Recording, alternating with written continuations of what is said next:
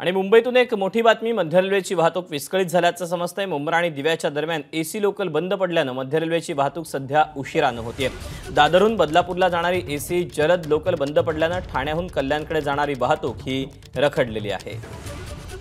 जर मुंबईमध्ये प्रवास करायचा असेल लोकलनं आणि त्यातही जर मध्य रेल्वेवरून तुम्ही प्रवास करत असाल तर तुमच्यासाठी ही अतिशय महत्त्वाची बातमी। मध्य रेल्वेची वाहतूक ही विस्कळीत झालेली आहे। अपडेट जाणून घ्यात अक्षय भाटकर आपल्यासोबत आहे। अक्षय, ही एसी लोकल बंद पडून साधारण किती वेळ झाला आणि किती वेळात दुरुस्त हा बिघाड होणार आहे याबद्दल काही अपडेट कळलेत?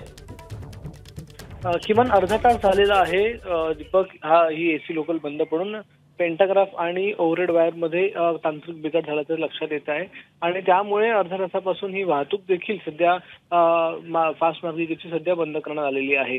एकूणच ही जी एसी लोकल अडकलेली आहे त्या एसी लोकलच्या तांत्रिक बिघाड दूर करण्याचे प्रयत्न आधीच सुरू करण्यात आलेले आहेत, मात्र त्याला आणखीन काही वेळ जाईल। किमान अजून 15 ते 20 मिनिटं जातील अशी शक्यता सांगितली जाते। त्याच्या मागे ही जी एसी लोकल अडकली त्याच्या मागे आणखीन 3 लोकल देखील अडकलेल्या आहेत ज्या थांबून आहेत, कारण की एसी लोकल पुढे जात नाहीये।